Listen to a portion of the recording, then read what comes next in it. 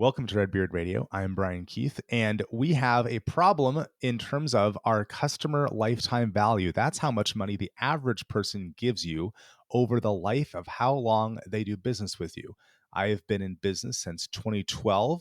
We're recording this in 2022, so that's 10 years. And I got to tell you, way over half of my clients walked in not knowing what their customer lifetime value was, which means they don't know how much they can spend to actually get a new client. That is a disaster. We have with us today to fix the problem. We have Andy Strohm, a guy who was a gym owner and now teaches sales teams all kinds of things, including a deeper understanding of customer lifetime value. Andy, welcome to Redbeard Radio. Hey, thank you for having me. Appreciate it. I'm really excited to talk to you because you have this background as a gym owner, but now you work on sales teams. And part of the thing of the gym is that people last for a certain period of time. Like the last time I was a member of your standard gym, I went in a certain number of times, but you know that you can sell, 100 people, but only 10 will actually show up.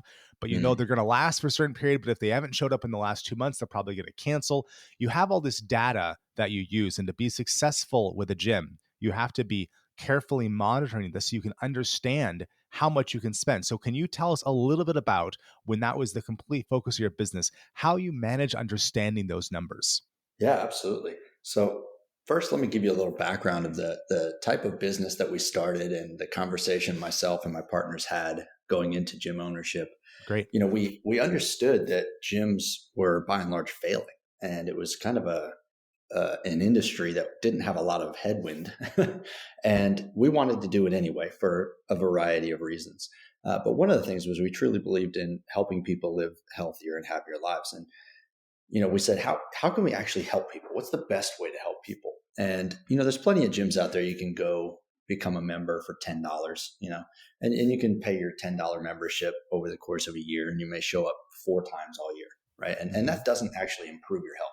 And so what we decided to do was create kind of the opposite. And we wanted to be essentially what would be considered kind of a high ticket gym. We wanted to be the most expensive gym in town, and we wanted people to show up. And it was just a totally radically different idea than what, we sort of had planned to start. And that was kind of the foundation of our concept. How can we come in as the most expensive gym in town and deliver enough value that people, see that value and come back? As we started tackling these problems and how are we going to run this business? How are we going to make this happen? What is the lifetime value of a client within the gym? It went from, $100, $200, $300, jumped up to, $1,100, $1,200 to some people we've got on personal training programs. And those personal training programs go upwards of $1,000 a month. And so it's a totally different perspective, a totally different idea. And, when you've got gym clients that could end up paying you for their lifetime value, 6,000 to 8,000 or more, that could be just an absolute game changer in terms of the size of facility you need, the number of coaches you need. It's something that it shifted our entire focus. How are we building this business? So all of that said, we moved into a 2,500 square foot facility as a boutique gym and decided to essentially target the people who were willing to focus on health and invest in health. And the idea was that our clients, obviously being the most expensive gym in town, it's not going to be people who are just laissez-faire. It's not going to be people who just don't care. It's going to be people who want to come and to have an impact on their own health and trajectory. And we found that it was interesting because our clientele ended up being people that it was a mix, because you had people who were C-suite executives who, the cost of our gym was nothing, and then you had other people who really stretched, they might be teachers or firemen or police officers. And it was a stretch for them, but they invested because the quality that we brought, was so significantly different than the $10 a month gym across the street. So that was a lot of background, but that background is important as we talk through, the lifetime value of a client and how we viewed that from our perspective, and the iterations that we went through as we started the gym. And we went from no members to cash flow positive in 9 months, which was a really good sprint to get to that point. And so the way that we kind of went about that, just in a nutshell, and then we can, dive into parts you find interesting. But at first, we didn't know anything. I have an MBA and I've worked for large corporations. And for me, I was like, hey, this is going to be easy. We're going to just jump in and figure this out. Well, when you start a business, that's not exactly how that works. The Indeed. business is the greatest teacher. So, we dove in and we're like, well, we're just going to open our doors and people are going to want to come and they're going to be members forever, and Uh-huh. that's not exactly how that worked out. But, early we had a discussion about this and we said, look, most gyms have a contract and that's how they guarantee the lifetime value of their membership, that they understand what numbers they can work with. And we said, we really feel uncomfortable with that because being, 20 times more than the cheap gyms in town, we want people to know the value and stay here because they want to, not because Yeah. they're held here, at contract point. Mhm. So we said, look, we're never going to have a contract on our gym. We're just going to provide enough value that people are going to stay. And the first 6 months, that was scary because we didn't know, are people really going to stay, or is this something where they're going to show up for a couple of months and then bail?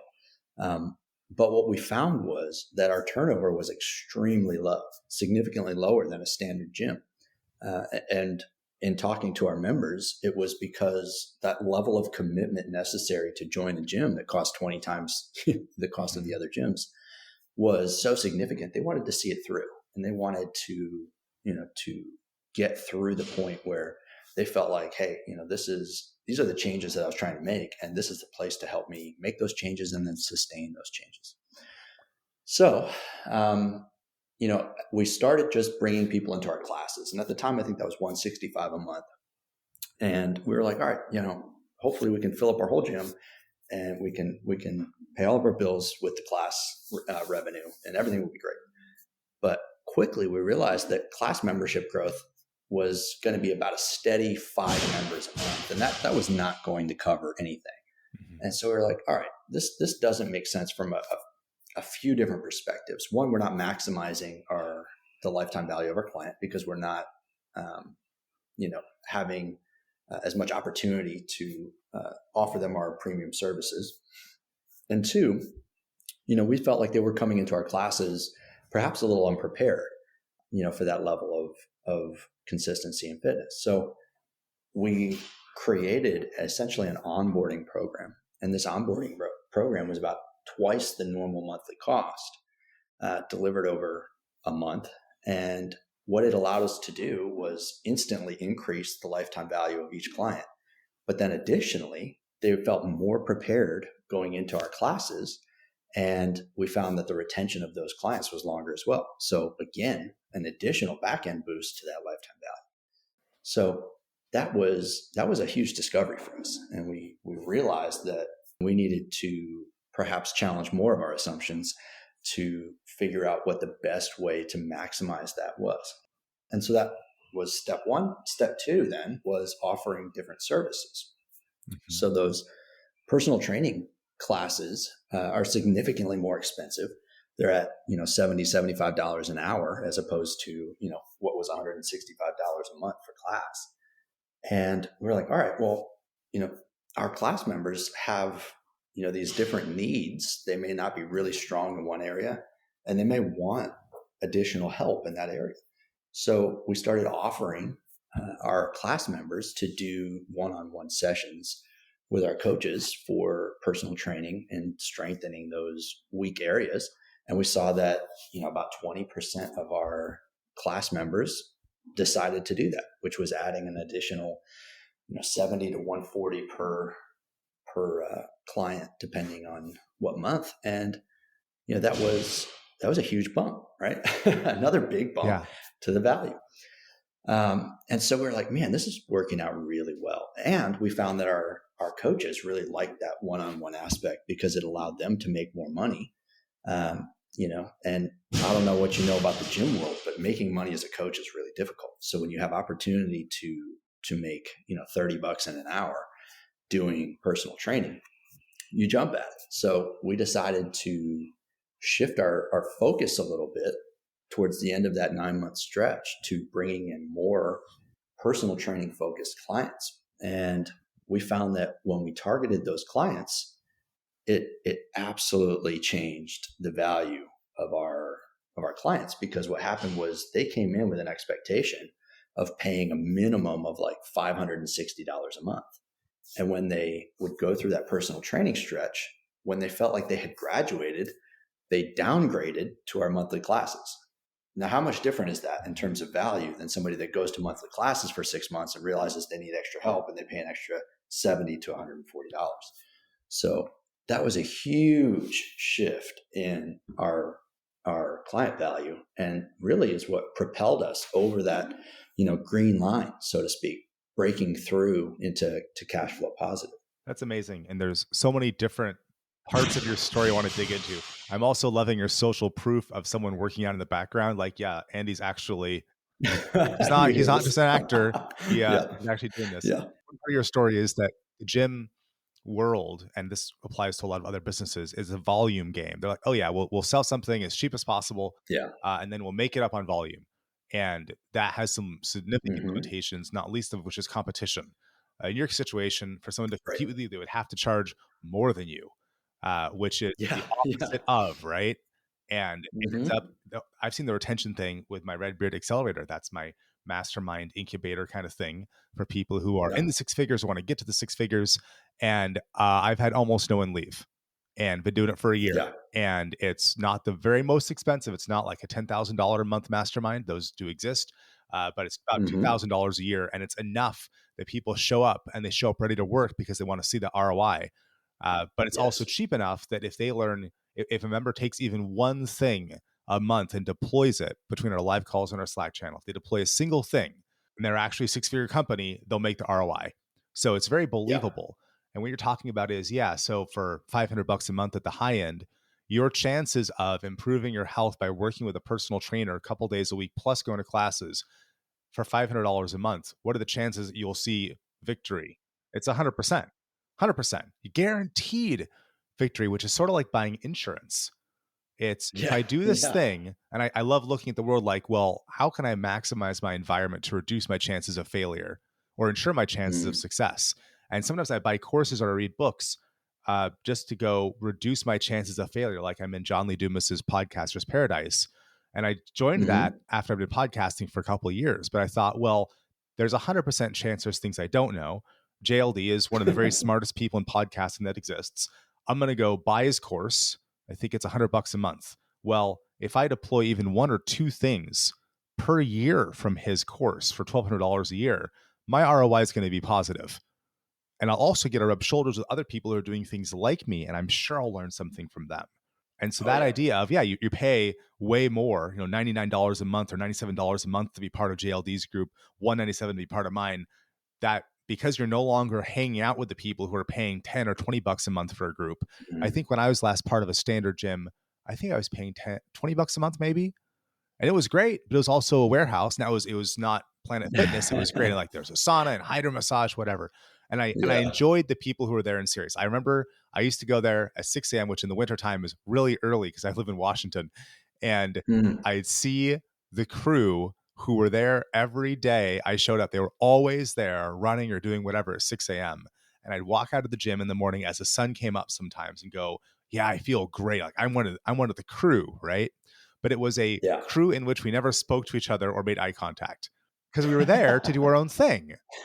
And I Yeah. wasn't there. I wasn't part of the class. I saw the classes happening over there. I didn't have a personal trainer. I was there to go figure everything out on my own. So I was a certain kind of customer for that gym, right? Yes.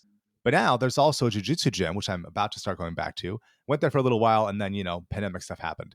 And that's a Hmm. lot more than $20 a month, by the way.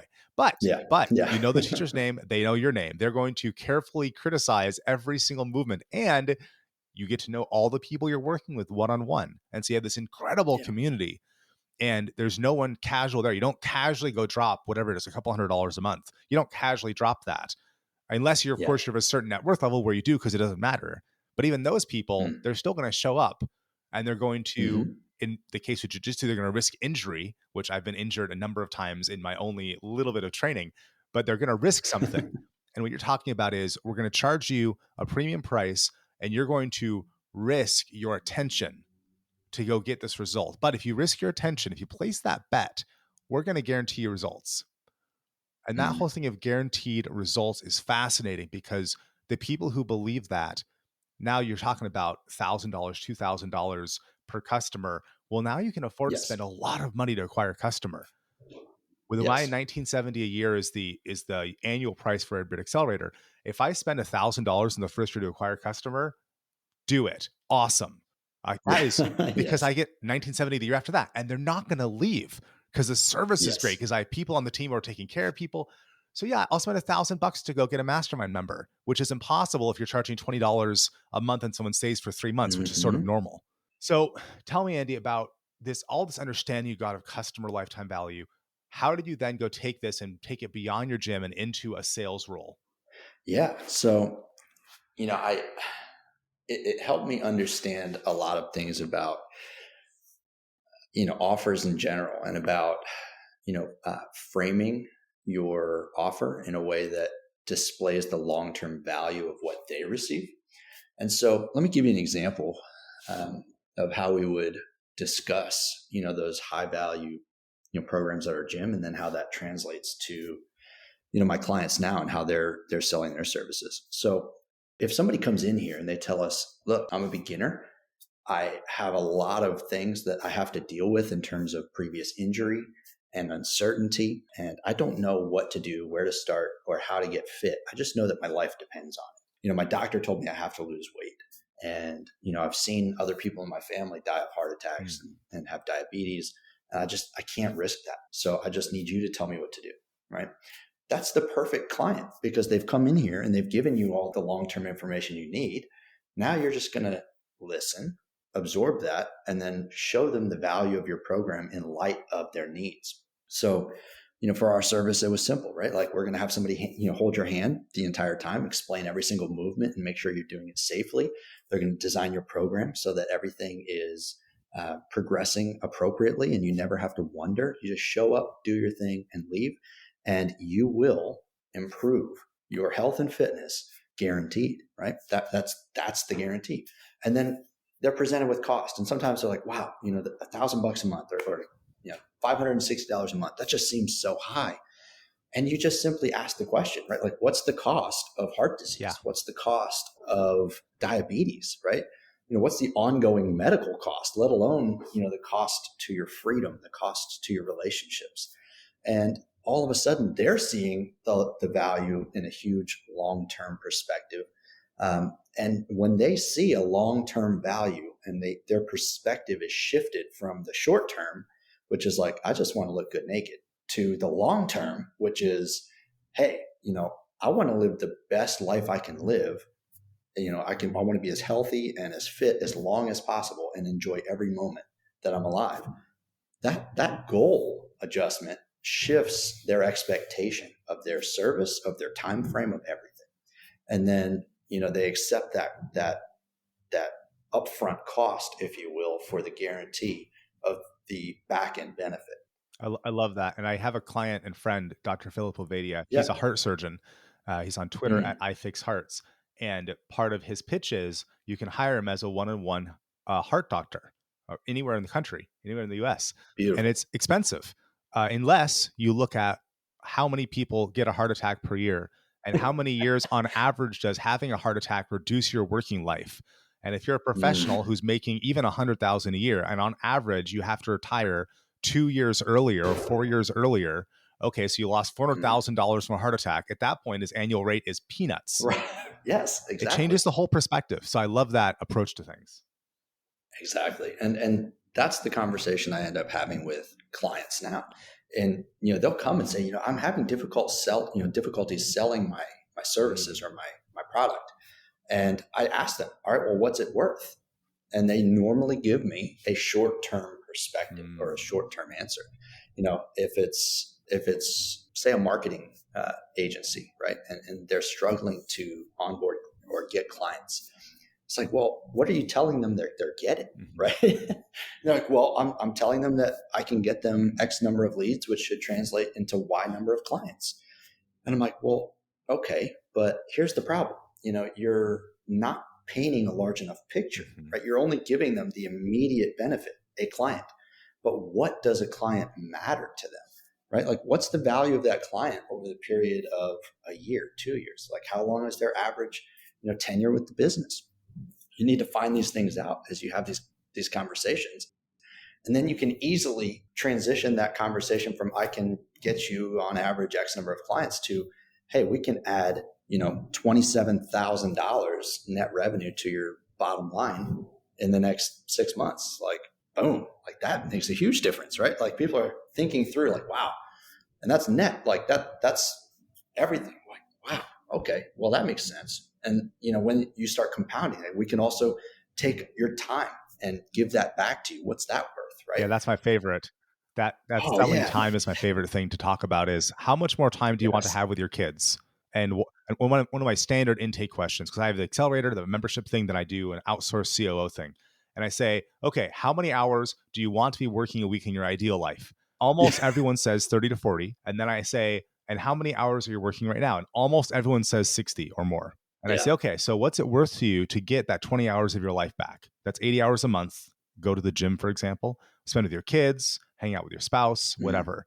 And then we can also talk about cash. Let's talk about cash too. But that time question of, well, so what is that? What is it doing to you that after dinner, you then stay up late, like Gary Vaynerchuk, working till 2 a.m.?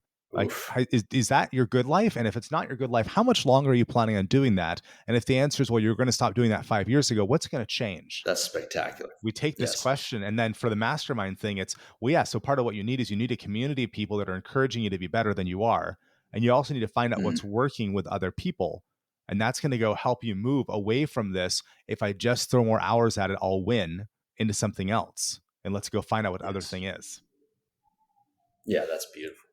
And that's it, man. The value of time far exceeds the value of money. Hmm. And it's important, to show that value to people as you're presenting the value of your offer.